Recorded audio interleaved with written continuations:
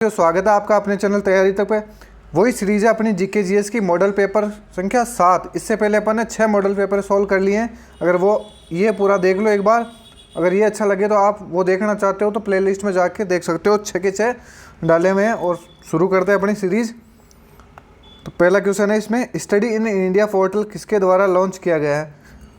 इसमें सारा देखो आपको 50 क्वेश्चन मिलेंगे, जिसमें जो दिल्ली पुलिस का पैटर्न है, जिसमें 10-12 क्वेश्चन करंट अफेयर के, 2-3 साइंस के और पॉलिटी, हिस्ट्री, ज्योग्राफी, सारे इकोनॉमिक्स सहित। तो वीडियो अच्छा लगे तो लाइक ज़रूर करना, बाकी तो आपके विवेक पे डिपेंड करता है, आप सब्सक्राइब करो या नहीं करो। तो कमेंट में अपना स्कोर बताओ या नहीं बताओ, ये अपने विवेक से फैसला लेना है, लेकिन लाइक ज़रूर करना अगर वीडियो अच्छा लगे तो शुरू करते हैं। पहला क्वेश्चन है, स्टडी इन इंडिया पोर्टल किसके द्वारा लॉन्च किया गया है। ऑप्शन है आपके पास नरेंद्र मोदी द्वारा, अमित शाह, स्मृति ईरानी या धर्मेंद्र प्रधान और एस जयशंकर, इनके द्वारा। जल्दी से आंसर करना है कि स्टडी इन इंडिया पोर्टल किसके द्वारा लॉन्च किया गया है। टाइम स्टार्ट हो गया आपका और वही 10 सेकेंड है आपके पास। जो अपनी पीछे जो सीरीज चल रही है उसी के हिसाब से अपन टाइम लेंगे। आंसर आपने सोच लिया होगा, क्योंकि पढ़ने वालों को इतना ही टाइम चाहिए और क्वेश्चन भी ऐसा ज़्यादा हार्ड नहीं है। तो इसका सही उत्तर हो जाएगा ऑप्शन है 4, धर्मेंद्र प्रधान और एस जयशंकर।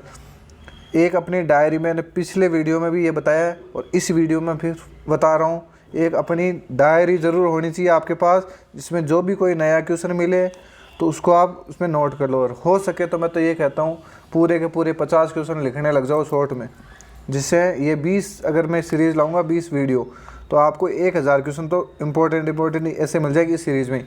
फिर मैं टॉपिक वाइज और शुरू कर दूंगा आपके लिए। तो एग्ज़ाम तक थोड़ा सा 1 अक्टूबर तक तो तेरा मेरा एग्ज़ाम है, तब तक तो थोड़ा सा पेशेंस रखना अभी और मेरा साथ देना। उसके बाद में मैं आपके लिए बहुत अच्छा लेके आऊँगा। तो इसका ऑप्शन 4 सही हो जाएगा। फिर अगला क्वेश्चन है, नया सवेरा योजना किस मंत्रालय से संबंधित है। नया सवेरा योजना किस मंत्रालय से संबंधित है।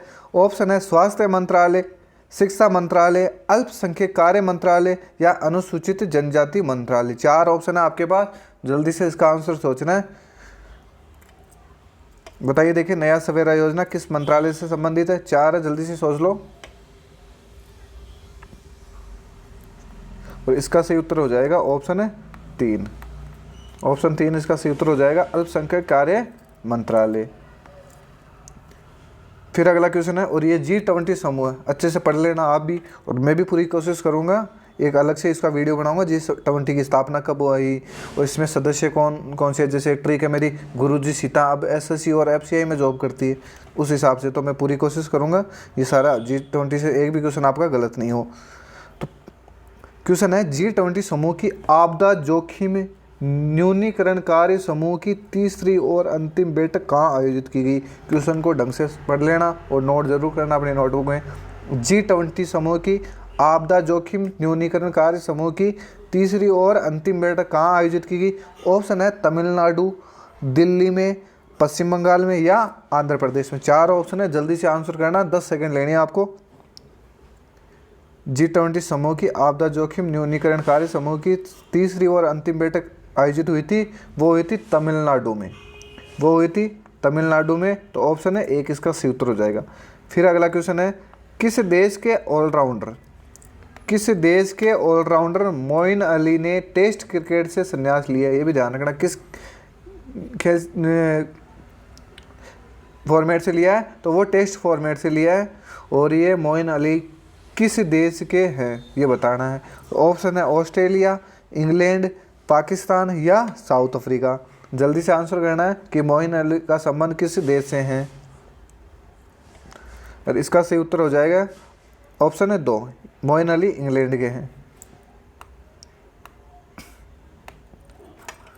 फिर अगला क्वेश्चन है, 5वें विश्व कॉफ़ी सम्मेलन का आयोजन कहाँ किया जाएगा। 5वें विश्व कॉफ़ी सम्मेलन का आयोजन कहाँ किया जाएगा या कहाँ किया गया है, जल्दी से बताना।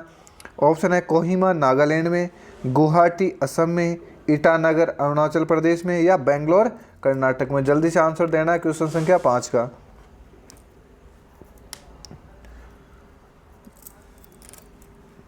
तो इसका सही उत्तर हो जाएगा ऑप्शन है 4, यानी विश्व कॉफ़ी सम्मेलन का आयोजन बेंगलोर कर्नाटक में किया गया और ये इसका 5वां संस्करण था, ये भी ध्यान रखना है। फिर अगला क्वेश्चन है 16 आना बबलू किस भारतीय फुटबॉलर की आत्मकथा है। बहुत ही अच्छा क्वेश्चन है। 16 आना बबलू किस भारतीय फुटबॉलर की आत्मकथा है। ऑप्शन है सागर सुब्रतो, सुनील छेत्री, गुरप्रीत सिंह संधू और सुब्रत भट्टाचार्य। जल्दी से आंसर करना है कि 16 आना बबलू किस फुटबॉलर की आत्मकथा है। अगर ये ऐसे पूछ ले, ऐसे भी पूछ सकता है, और जिस फुटबॉलर की ये आत्मकथा है उसका ये भी पूछ सकता है कि इस खिलाड़ी का संबंध किस खेल से है। दो तरीके से क्वेश्चन इसमें बनता है। तो 16 आना बबलू ये है सुब्रत भट्टाचार्य की आत्मकथा। ये फुटबॉल का खिलाड़ी है सुब्रत भट्टाचार्य, ये ध्यान रखना। अब आपसे ऐसे पूछा जा सकता है सुब्रत भट्टाचार्य का संबंध किस खेल से है, तो ये है फुटबॉलर है। फिर अगला क्वेश्चन है चर्चा में रहा पारकाचिक ग्लेशियर कहाँ स्थित है। चर्चा में रहा पारकाचिक ग्लेशियर कहाँ स्थित है। ऑप्शन है नेपाल, उत्तराखंड, लद्दाख या जम्मू कश्मीर। जल्दी से इसका आंसर देना है कि पारकाचिक ग्लेशियर कहाँ स्थित है। 10 सेकेंड है आपके पास।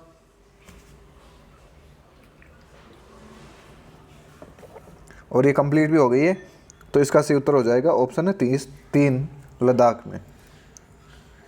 फिर अगला क्वेश्चन है, बहुत ही अच्छा क्वेश्चन है।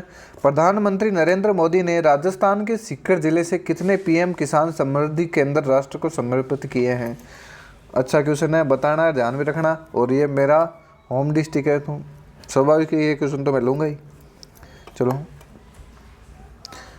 बताना इसका। प्रधानमंत्री नरेंद्र मोदी ने राजस्थान के सीकर जिले में से कितने पीएम किसान समृद्धि केंद्र राष्ट्र को समर्पित किए। ऑप्शन है 1 लाख, 1,25,000, 2 लाख या 2,25,000। जल्दी से आंसर करना है। पीएम किसान समृद्धि केंद्र कहाँ से, ये भी होता, ये भी पूछ सकता है अगर उसको रिवर्स करके भी, ये कहाँ से किया था, तो सीकर जिले से किया था। और कितने किया था, तो ऑप्शन है 2 इसका सही उत्तर हो जाएगा। ऑप्शन संख्या 2 1.25 लाख।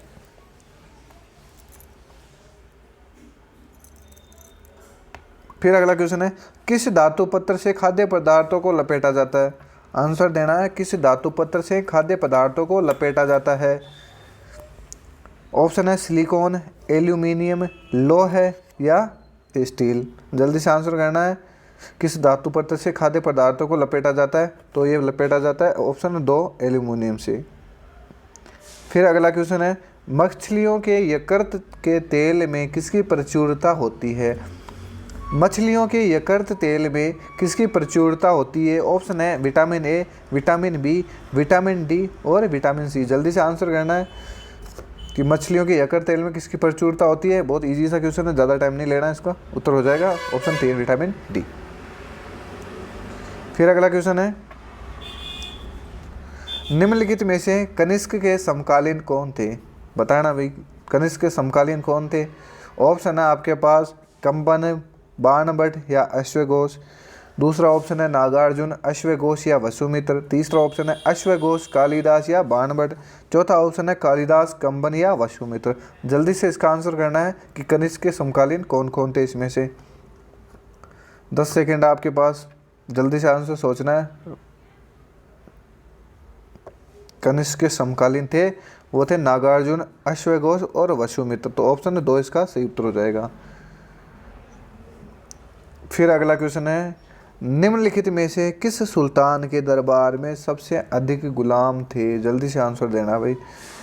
निम्नलिखित में से किस सुल्तान के दरबार में सबसे अधिक गुलाम थे। ऑप्शन है बलबन, अलाउद्दीन खिलजी, मोहम्मद बिन तुगलक या फिरोज तुगलक। जल्दी से आंसर देना है कि किसके दरबार में सबसे ज़्यादा गुलाम थे। टाइम आपका स्टार्ट हो गया है और जल्दी जल्दी से मैं 10 गिनता हूँ, जब तक आपने आंसर दे देना है।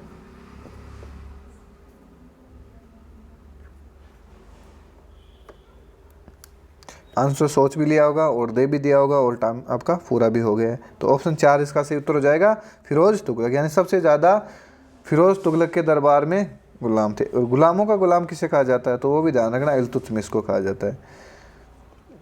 फिर अगला क्वेश्चन है मध्यकालीन भारतीय राजाओं के संदर्भ में निम्न में से कौन सा कथन सही है।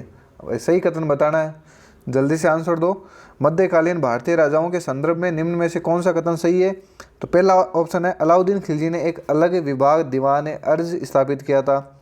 दूसरा ऑप्शन है बलबन ने अपनी सेना के घोड़ों को दागने की प्रथा शुरू की थी। तीसरा ऑप्शन है मोहम्मद बिन तुगलक के बाद दिल्ली की गद्दी पर उसका चाचा बैठा था। और चौथा ऑप्शन है फिरोज तुगलक ने गुलामों का एक अलग विभाग दीवान ए बंदगान स्थापित किया। 4 ऑप्शन है, जल्दी से सोचना है कौन सा सही है इसमें।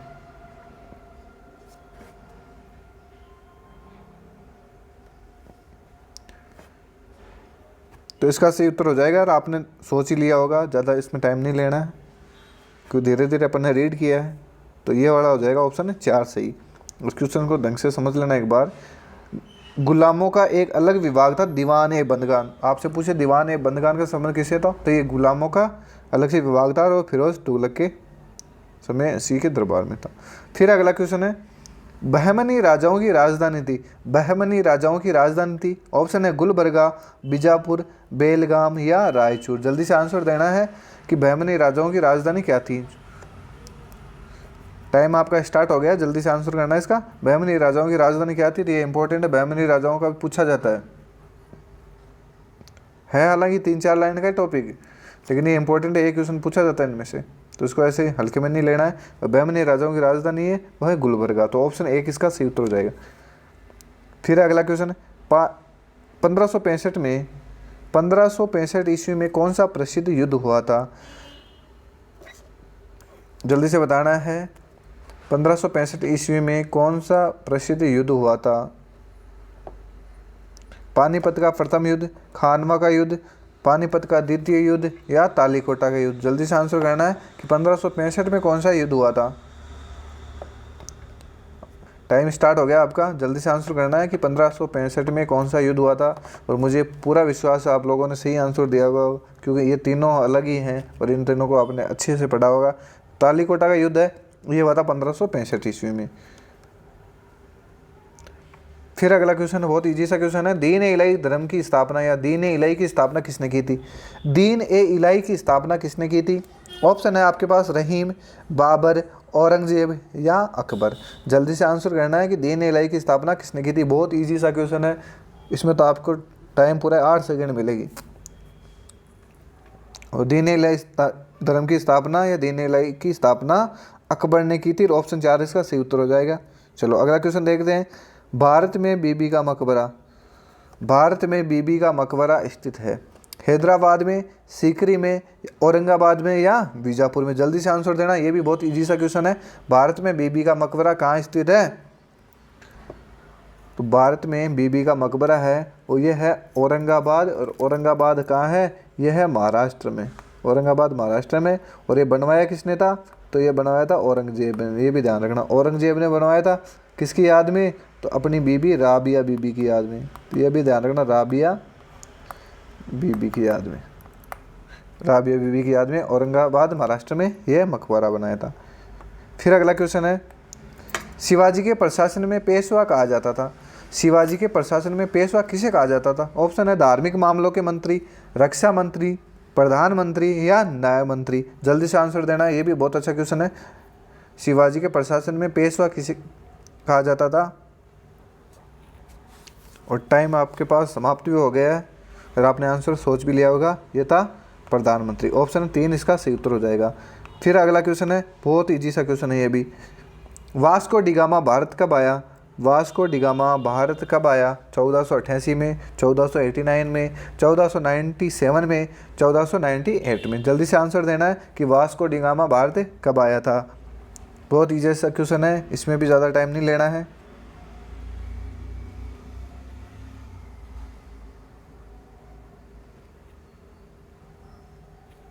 तो इसका सही उत्तर हो जाएगा ऑप्शन है 4, 1498 में। फिर अगला क्वेश्चन है, बक्सर के युद्ध के समय दिल्ली का शासक कौन था। भाई ये भी बहुत अच्छा क्वेश्चन है, बक्सर के युद्ध के समय दिल्ली का शासक कौन था। 1764 में ये युद्ध हुआ था, 1764 में ये युद्ध हुआ था। बताना जल्दी से, बक्सर के युद्ध के समय दिल्ली का शासक कौन था। औरंगजेब, शाह आलम प्रथम, बहादुर शाह जफर या शाह आलम द्वितीय। जल्दी से आंसर देना है कि बक्सर के युद्ध के समय दिल्ली का शासक कौन था। टाइम लगभग हो गया आपका और आंसर भी आप लोगों ने दे दिया होगा। बक्सर के युद्ध के समय दिल्ली का शासक था वो था शाह आलम द्वितीय, यह ध्यान रखना, शाह आलम द्वितीय।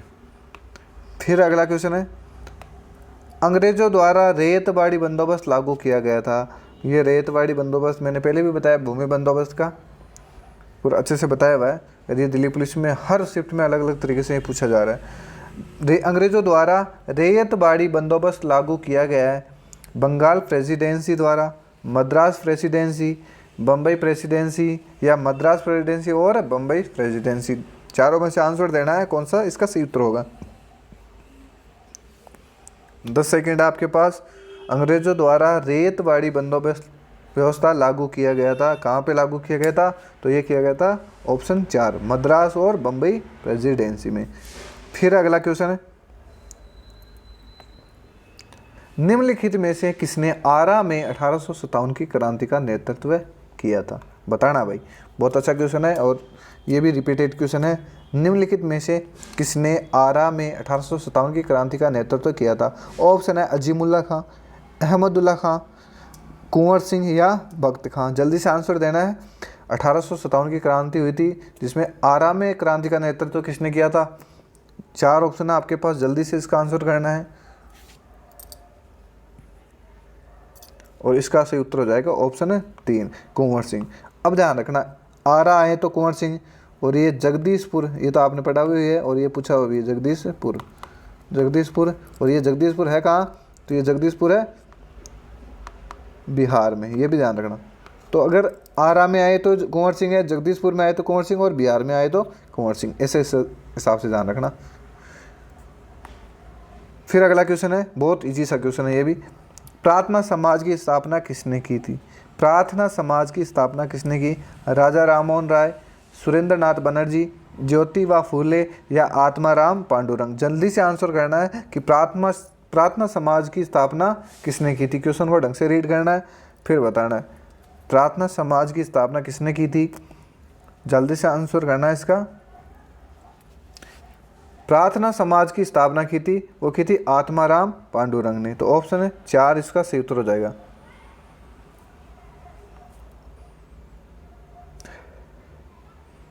फिर अगला क्वेश्चन है, खालसा पंथ की स्थापना किसने की। ये भी बहुत इजी सा क्वेश्चन है। खालसा पंथ की स्थापना किसने की थी।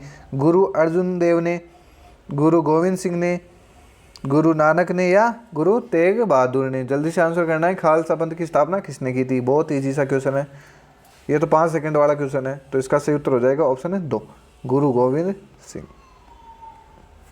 फिर अगला क्वेश्चन है, मुस्लिम लीग की स्थापना कहाँ हुई। ये भी बहुत अच्छा क्वेश्चन है, बहुत इजी सा क्वेश्चन है। मुस्लिम लीग की स्थापना कहाँ हुई। इस वाले पेपर में थोड़े से इजी क्वेश्चन डाले गए क्योंकि नहीं वही देखेंगे, सभी को तो सब आते नहीं है, कईयों का जीके जीएस बहुत वीक होता है, तो उनके लिए भी थोड़ा सा ध्यान रखना होगा, नहीं वो डिमोटिवेट हो जाएंगे। ऐसा ही पेपर आएगा। हालांकि पेपर कभी भी हार्ड नहीं आएगा। अगर हार्ड पेपर आएगा तो आपके नॉर्मलाइजेशन में स्कोर बढ़ जाएगा। तो आपको पेशेंस रखना है और आराम से पेपर को अटेम्प्ट करना है। क्वेश्चन है, मुस्लिम लीग की स्थापना कहाँ हुई थी।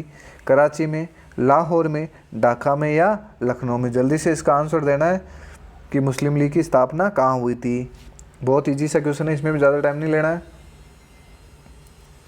मुस्लिम लीग की स्थापना हुई थी ढाका में, तो ये ध्यान रखना। फिर अगला क्वेश्चन है, भारत के विभाजन के समय भारतीय राष्ट्रीय कांग्रेस के अध्यक्ष थे। भारत के विभाजन के समय भारतीय राष्ट्रीय कांग्रेस के अध्यक्ष थे। ऑप्शन है सी राजगोपालाचारी, जेवी कृपलानी, जवाहरलाल नेहरू या मौलाना कलाम आज़ाद। मौलाना अब्दुल कलाम आज़ाद। जल्दी से इसका आंसर करना है कि भारत के विभाजन के समय भारतीय राष्ट्रीय कांग्रेस के अध्यक्ष कौन थे। 4 ऑप्शन है आपके पास, जल्दी से इसका आंसर करना है। तो इसका सही उत्तर हो जाएगा ऑप्शन है 2 जेबी कृपलानी। फिर अगला क्वेश्चन है, बहुत अच्छा क्वेश्चन है। हड़प नीति का सिद्धांत। हड़प नीति का सिद्धांत भारत के किस गवर्नर जनरल से संबंधित है। हड़प नीति का सिद्धांत भारत के किस गवर्नर जनरल से संबंधित है। ऑप्शन है Lord Ripon, Lord Canning, Lord Dalhousie या लॉर्ड हेस्टिंग। जल्दी से आंसर करना इसका। हड़प नीति का सिद्धांत भारत के किस गवर्नर जनरल से संबंधित है। 4 ऑप्शन है आपके पास, जल्दी से इसका आंसर करना। ऑप्शन 3 इसका सही राइट हो जाएगा, सही उत्तर हो जाएगा। ऑप्शन 3 से उत्तर हो जाएगा लॉर्ड डलहौजी। फिर अगला क्वेश्चन है, भारत के मुख्य न्यायाधीश की नियुक्ति कौन करता है, बताओ। भारत के मुख्य न्यायाधीश की नियुक्ति कौन करता है? जल्दी से इसका आंसर देना। भारत का प्रधानमंत्री, भारत का राष्ट्रपति, या कानून मंत्री, या उपरोक्त में से कोई नहीं। जल्दी से आंसर करना है, भारत के मुख्य न्यायाधीश की नियुक्ति कौन करता है? इतना तो मैं बता दूं, देखो पहले जो प्रारंभ में यानी 1950 में जब इसकी स्थापना हुई थी, उस समय तो मंत्रिपरिषद की सिफारिश पर राष्ट्रपति करता था। फिर 1993 में क्या किया, इनकी नियुक्ति के लिए कॉलेजियम का गठन कर दिया गया। तो आपसे ये भी पूछा जा सकता है कि उच्चतम न्यायालय के न्यायाधीशों की नियुक्ति के लिए कॉलेजियम का गठन कब किया गया, तो 1993 में। फिर 1 जनवरी 2015 को न्यायिक नियुक्ति आयोग का गठन किया गया, लेकिन 16 अक्टूबर 2015 को न्यायिक नियुक्ति आयोग को सुप्रीम कोर्ट ने असंवैधानिक घोषित कर दिया और कॉलेजियम को वापस लागू कर दिया। तो सुप्रीम कोर्ट में न्यायाधीशों की नियुक्ति कॉलेजियम की सिफारिश पर राष्ट्रपति द्वारा की जाती है, और यहाँ इसका सही उत्तर हो जाएगा भारत का राष्ट्रपति। और नियुक्ति की प्रक्रिया कौन से आर्टिकल में, तो ये ध्यान रखना। देखो भारत का उच्चतम न्यायालय है वह भाग 5 में है, का उल्लेख कौन से में, तो भाग 5 में। और अनुच्छेद है, तो अनुच्छेद में ध्यान रखना, आर्टिकल है 124 से लेकर 147 तक। ये उच्चतम न्यायालय का या सुप्रीम कोर्ट का उल्लेख है इसमें। 124 एक मत है, भारत में उच्चतम न्यायालय होगा। 124 2 के अंदर है, यह है मुख्य न्यायाधीश की नियुक्ति की प्रक्रिया, और 3 में है योग्यता। ये ध्यान रखना है सब पॉइंट। तो आर्टिकल 124 2 में है नियुक्ति की प्रक्रिया, और जो है मुख्य न्यायाधीश की नियुक्ति की जाती है भारत के राष्ट्रपति द्वारा। फिर अगला क्वेश्चन है, बहुत ही शानदार क्वेश्चन है, भारत के संविधान के कौन से अनुच्छेद में उच्चतम न्यायालय में तदर्थ न्यायाधीशों की नियुक्ति का उल्लेख है? जल्दी से इसका आंसर देना है कि भारत के संविधान के कौन से अनुच्छेद में उच्चतम न्यायालय में तदर्थ न्यायाधीशों की नियुक्ति है। ये तदर्थ न्यायाधीशों को एड होक न्यायाधीश भी कहा जाता है, ये भी ध्यान रखना। तदर्थ न्यायाधीशों को एड होक न्यायाधीश भी कहा जाता है, इन्हें अस्थायी न्यायाधीश भी कहा जाता है, अस्थायी न्यायाधीश भी कहा जाता है, ये भी ध्यान रखना। तो जल्दी से इसका आंसर देना है, भारत के संविधान के कौन से अनुच्छेद में उच्चतम न्यायालय में तदर्थ न्यायाधीशों की नियुक्ति का उल्लेख है? अनुच्छेद 125, अनुच्छेद 127, या अनुच्छेद 128। जल्दी से इसका आंसर देना है कि तदर्थ न्यायाधीशों की नियुक्ति का उल्लेख कौन से संविधान में है, कौन से अनुच्छेद में, सॉरी। जल्दी से आंसर देना है इसका। बहुत ही अच्छा क्वेश्चन है, बहुत मस्त क्वेश्चन है। आंसर आपने दे दिया होगा, तो इसका सही उत्तर हो जाएगा ऑप्शन 3 127 में। तदर्थ न्यायाधीशों की नियुक्ति का उल्लेख है 127 में। तो पहले तो अपन तदर्थ इसका देख लेते एक बार, भाई किस कंडीशन में की जाती है। तो लाइन आप ध्यान से सुन लेना, मैं बोल रहा हूँ, नोट कर लेना, या तो यार थोड़ा समझ लेना ये कैसे की जाती है। जैसे सुप्रीम कोर्ट में जो गणपूर्ति या कोरम पूरा ना हो, कोरम कितना होता है, तो कुल संख्या का 1/3 इसका कोरम होता है। जब उच्चतम न्यायालय या सुप्रीम कोर्ट में गणपूर्ति या कोरम पूरा न हो, तो सुप्रीम कोर्ट का मुख्य न्यायाधीश, ये ध्यान रखना एक लाइन, सुप्रीम कोर्ट का मुख्य न्यायाधीश राष्ट्रपति की अनुमति से हाई कोर्ट के न्यायाधीश को सुप्रीम कोर्ट में न्यायाधीश नियुक्त कर सकता है। ये ध्यान रखना, किसकी अनुमति, परामर्श आ जाए तो मत करना, परामर्श वाला सही नहीं होगा, ये होगा अनुमति से। उच्चतम न्यायालय का मुख्य न्यायाधीश राष्ट्रपति की अनुमति से तदर्थ न्यायाधीशों की नियुक्ति करता है आर्टिकल 127 में। तो ये ध्यान रखना। आर्टिकल 125 में क्या है, तो देखो वेतन भत्ते हैं। आर्टिकल 125 में क्या है, तो वेतन और भत्ते और पेंशन। तो देखो वेतन का ध्यान रखना, वेतन भत्ते कौन से में, आर्टिकल 125 में। तो वेतन मिलता कितना कितना है, तो देखो सुप्रीम कोर्ट, ये सुप्रीम कोर्ट का चीफ जस्टिस, ये सुप्रीम कोर्ट के अन्य न्यायाधीश, ये हाई कोर्ट के मुख्य न्यायाधीश और हाई कोर्ट का अन्य न्यायाधीश, ये ध्यान रखना। हालांकि इस 125 में उल्लेख इन दोनों का ही है। तो इनको तो मिलता है 2,80,000 रुपये, यानी जो हाई कोर्ट सुप्रीम कोर्ट का मुख्य न्यायाधीश है उसे मिलता है 2,80,000 रुपये, और अन्य न्यायाधीशों को मिलता है 2,50,000 रुपये। फिर हाई कोर्ट का जो मुख्य न्यायाधीश है इसे कितना मिलता है, तो इसे मिलता है 2,50,000, और इसे 25,000 कम इसको मिलता है, अन्य न्यायाधीश को मिलता है 2,25,000। ये तो ऐसे मिलता है। और मिलता कहाँ से है, तो देखो मिलता है ये इनको वेतन दिया जाता है। तो सुप्रीम कोर्ट के मुख्य न्यायाधीश का वेतन मिलता है भारत की संचित निधि में से, संचित निधि में से। ये सरकार का अकाउंट होता है। तो संचित निधि का उल्लेख किसमें है, तो ये ध्यान रखना आर्टिकल 266(1) में संचित निधि का उल्लेख, ये भी बहुत इंपॉर्टेंट है। फिर अगला क्वेश्चन है 26 में क्या है, तो 26 में कार्यवाहक मुख्य न्यायाधीश की नियुक्ति ये राष्ट्रपति करता है, और ये किसी भी न्यायाधीश को कार्यवाहक न्यायाधीश नियुक्त मुख्य न्यायाधीश नियुक्त कर सकता है। फिर अगला क्वेश्चन, भारत में स्थानीय शासन विषय है, स्थानीय शासन का विषय है, ये ध्यान रखना, थोड़ा सा टाइपिंग मिस्टेक है। भारत में स्थानीय स्वशासन या स्थानीय शासन का विषय है, यह विषय किसका है, सॉरी यहाँ कहानी है, स्थानीय शासन किसका विषय है, संघ सूची का, राज्य सूची का, समवर्ती सूची का या अवशिष्ट सूची का। जल्दी से आंसर देना है, स्थानीय शासन किसका विषय है। चार ऑप्शन आपके पास, और ये आपने सोच ही लिया होगा, इसका ऑप्शन 2 इसका सही उत्तर हो जाएगा, राज्य सूची का विषय, यानी स्थानीय शासन राज्य सूची का विषय। फिर अगला क्वेश्चन है, भारत की पहली महिला मुख्य चुनाव आयुक्त कौन थी। भारत की पहली महिला मुख्य चुनाव आयुक्त कौन थी, प्रतिभा देवी, मीरा कुमार, निर्मला सीतारमण या रमा देवी। जल्दी से बताना, ये दो तो आप काट ही दो, ये तो काट ही दोगे। अब 3 ऑप्शन है आपके पास, जल्दी से आंसर करना है, और ये तो मेरा कम्युनिटी में डाला हुआ क्वेश्चन, तो आपने देख लिया होगा। ऑप्शन 4 इसका सही उत्तर हो जाएगा। फिर अगला क्वेश्चन है, संविधान सभा द्वारा अंतिम रूप से पारित संविधान में कुल कितनी अनुसूचियाँ थी। जल्दी से बताना भाई, संविधान सभा द्वारा अंतिम रूप से पारित संविधान में कुल कितनी अनुसूचियाँ थी। 6 अनुसूचियाँ, 7 अनुसूचियाँ, 8 अनुसूचियाँ या 12 अनुसूचियाँ। जल्दी से आंसर देना है इसका। तो उस समय 8 अनुसूचियाँ थी, और वर्तमान में कितनी है, 12। तो नवीं कब जुड़ी थी, तो ये प्रथम संविधान संशोधन अधिनियम 1951 यानी 1951 में जुड़ी थी। तो पहला संविधान संशोधन कब हुआ था, 1951, ये भी ध्यान रखना। नवीं कभी जोड़ी, तो प्रथम संविधान संशोधन अधिनियम के द्वारा 1951 में, ये ध्यान रखना। फिर अगला क्वेश्चन है, भारतीय संविधान के किस अनुच्छेद के अंतर्गत नई अखिल भारतीय सेवाएं स्थापित करने का अधिकार प्राप्त है। क्वेश्चन है, भारतीय संविधान के किस अनुच्छेद के अंतर्गत नई अखिल भारतीय सेवाएं स्थापित करने का अधिकार प्राप्त है। अनुच्छेद 249, अनुच्छेद 250, अनुच्छेद 312, अनुच्छेद 253। जल्दी से इसका आंसर देना है कि भारतीय संविधान के किस अनुच्छेद के अंतर्गत नई अखिल भारतीय सेवाएं स्थापित करने का अधिकार है, और किसे हैं ये भी बताना साथ में। जल्दी से आंसर देना है इसका, 10 सेकंड आपके पास, कि भारतीय संविधान के किस अनुच्छेद के अंतर्गत नई अखिल भारतीय सेवाएं स्थापित करने का अधिकार है।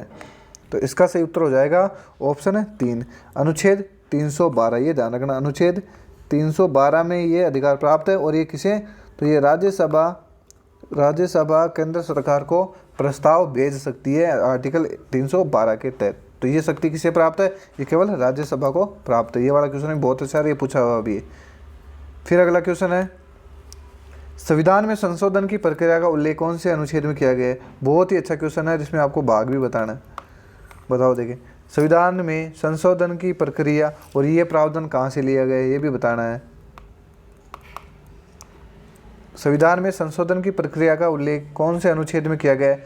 अनुच्छेद 367, अनुच्छेद 368, अनुच्छेद 369, अनुच्छेद 370। जल्दी से बताना है कि संविधान में संशोधन की प्रक्रिया का उल्लेख कौन से अनुच्छेद में किया गया है। 4 ऑप्शन है आपके पास, और आंसर आपने सोच लिया होगा। बहुत अच्छा सा क्वेश्चन है, बहुत इजी सा क्वेश्चन है। तो ऑप्शन 2 इसका सही उत्तर हो जाएगा। और ये भाग कौन से में है, तो भाग 20 में है, ये भी ध्यान रखना। कहाँ से लिया हुआ है, तो दक्षिण अफ्रीका से ये लिया हुआ है प्रावधान। फिर अगला क्वेश्चन है, भारतीय संविधान दिवस कब मनाया जाता है, बताना। देखिए भारतीय संविधान दिवस कब मनाया जाता है, 26 जनवरी को, 26 नवंबर को, 15 अगस्त को या 19 मई को। जल्दी से आंसर करना, बहुत इजी सा क्वेश्चन है। भारतीय संविधान दिवस कब मनाया जाता है और ये पहली बार कब मनाया गया था, ये भी आंसर देना है। जल्दी से बताना इसका उत्तर। भारतीय संविधान दिवस मनाया जाता है, वो मनाया जाता है 26 जनवरी को, और ये पहली बार मनाया गया था 26 जनवरी 2015 को। फिर अगला क्वेश्चन है, भारत के संविधान में प्रथम संशोधन कब हुआ। अरे वाह, ये तो पहले भी बता दिया मैंने, पीछे ही बता दिया, तो इसमें तो ज़्यादा टाइम नहीं करना है। ऑप्शन संख्या 2 कब हुआ था, तो 1951 में हुआ था। क्या हुआ था इसमें, तो 9वीं अनुसूची जोड़ी थी। कौन सी अनुसूची, 9वीं। तो फिर 10वीं कब कब जोड़ेगी, तो 10वीं 19 के बाद में 52, यानी कि 52वां संविधान संशोधन द्वारा 1985 में 10वीं अनुसूची जोड़ी। 11वीं 93 में जुड़ी थी 73वां संविधान में, और 12वीं जुड़ी थी 74वां संविधान संशोधन भी, ये भी 93 में हुआ था, ऐसे करके। और शुरू की 4 अनुसूचियाँ फिर ध्यान रखनी है, मैं बता दूँ आपको कैसे ध्यान रखनी है। सवेसरा, संघ राज्य, 2 में है वेतन, तीसरी में शपथ, 4 में राज्यसभा की सीटों का आवंटन। और ये वेतन और शपथ में इसमें कन्फ्यूजन होती है कि वेतन 2 में है या 3 में, तो सवेसरा के हिसाब से ध्यान रखना। तो पदाधिकारियों का वेतन का उल्लेख है दूसरी अनुसूची में, शपथ है वो तीसरी अनुसूची में। फिर अगला क्वेश्चन है, कानून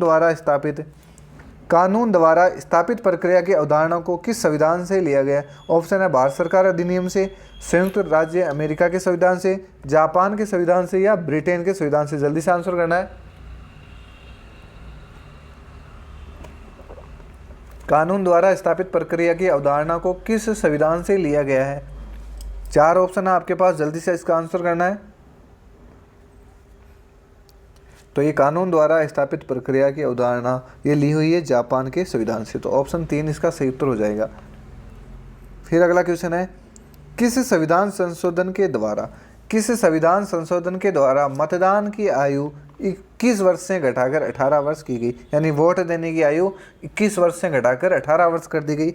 जल्दी से इसका आंसर करना है। 60वां संविधान संशोधन, 61वां संशोधन, 62वां संशोधन, या 63वां संशोधन। बहुत अच्छा क्वेश्चन है, जल्दी से आंसर करना है इसका।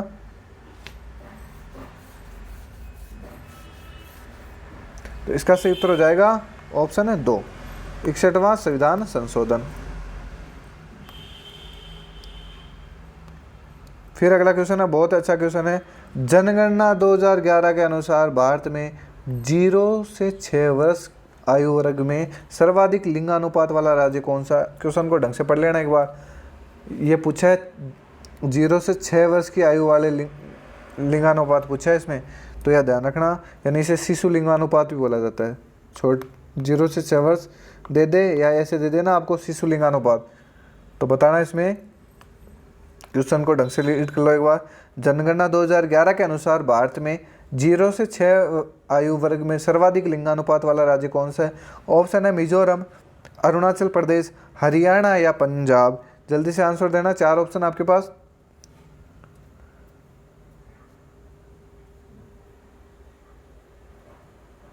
इसका सही उत्तर हो जाएगा ऑप्शन 2, अरुणाचल प्रदेश। अब पहला स्थान पर तो अरुणाचल प्रदेश है, और दूसरे स्थान पर पूछे तो कौन है, मिजोरम। आपसे एक क्वेश्चन ऐसे पूछ लेता कि आयु वर्ग में दूसरा सर्वाधिक लिंगानुपात, तो ये हो जाएगा मिजोरम। तो 1 नंबर पे है अरुणाचल प्रदेश, 2 पे है मिजोरम, ये ध्यान। फिर है अगला क्वेश्चन है, चंदन के वन सर्वाधिक कहाँ पाए जाते हैं। बताना भाई, बहुत अच्छा क्वेश्चन है। चंदन के वन सर्वाधिक कहाँ पाए जाते हैं, आंसर देना। चंदन के वन सबसे ज़्यादा कहाँ पाए जाते हैं। चंदन के वन सर्वाधिक कहाँ पाए जाते हैं। ऑप्शन है मध्य प्रदेश, ओडिशा, कर्नाटक, या तमिलनाडु। जल्दी से आंसर देना है कि चंदन के वन सबसे ज़्यादा कहाँ पाए जाते हैं। 4 ऑप्शन मिल गए आपको, जल्दी से आंसर सोचना है। तो इसका सही उत्तर हो जाएगा ऑप्शन 3। सबसे ज़्यादा चंदन के वन है वो कर्नाटक में पाए जाते हैं, और दूसरे नंबर पे है वह तमिलनाडु, ये भी ध्यान रखना। फिर अगला क्वेश्चन है, अफ्रीका महाद्वीप की सबसे ऊंची चोटी बतानी है आपको। अफ्रीका महाद्वीप की सबसे ऊंची चोटी बतानी है। ऑप्शन है Mount Kilimanjaro, Mount Cameroon, Mount Kenya, या एटलस। जल्दी से इसका आंसर देना है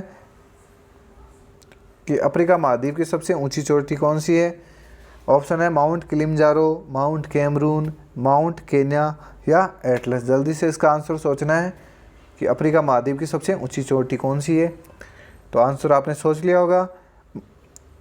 सबसे ऊंची चोटी है माउंट किलिमंजारो, ये तंजानिया में है, और इसकी ऊंचाई कितनी है, तो ये है 5895 मीटर, 5895 मीटर ऊंची है, और ये है कहाँ, तो ये तंजानिया में है, ये भी ध्यान रखना। तो ये है अफ्रीका महाद्वीप की सबसे ऊंची चोटी माउंट किलिमंजारो। फिर अगला क्वेश्चन है, पृथ्वी का सबसे निकटतम ग्रह कौन सा है। पृथ्वी का सबसे निकटतम ग्रह कौन सा है। बुध, शुक्र, शनि, या चंद्रमा। जल्दी से आंसर देना है, बुध, शुक्र, शनि, या चंद्रमा।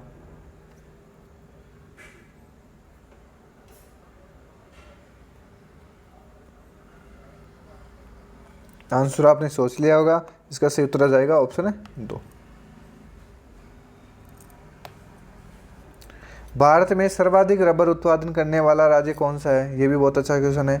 भारत में सर्वाधिक रबर उत्पादन करने वाला राज्य कौन सा है, यानी सबसे ज़्यादा रबर का उत्पादन कौन सा राज्य करता है? ऑप्शन है आंध्र प्रदेश, असम, केरल या कर्नाटक। जल्दी से आंसर करना इसका कि सबसे ज़्यादा रबर का उत्पादन कौन सा राज्य करता है। आंसर आपने सोच लिया होगा। इसका उत्तर हो जाएगा ऑप्शन है 3, केरल राज्य। फिर अगला क्वेश्चन है, बहुत इजी सा क्वेश्चन है। उमियम झील आपने बहुत अच्छे से पढ़ी हुई है।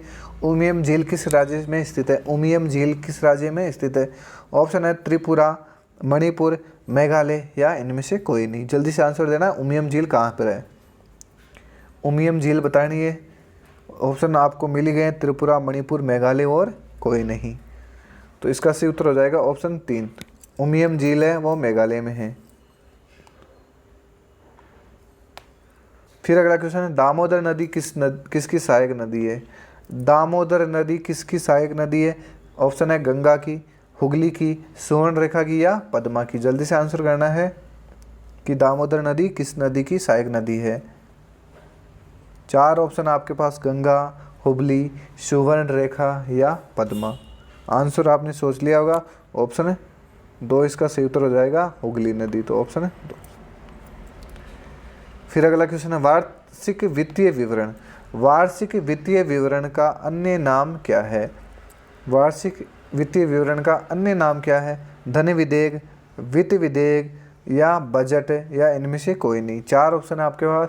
वार्षिक वित्तीय विवरण को अन्य किस नाम से जाना जाता है? ऑप्शन है धन विधेयक, वित्त विधेयक, बजट या इनमें से कोई नहीं। वार्षिक वित्तीय विवरण का अन्य नाम बताना है और ये इसका सही उत्तर हो जाएगा ऑप्शन 3, बजट। अब देखो बजट का प्रावधान कौन से अनुच्छेद में?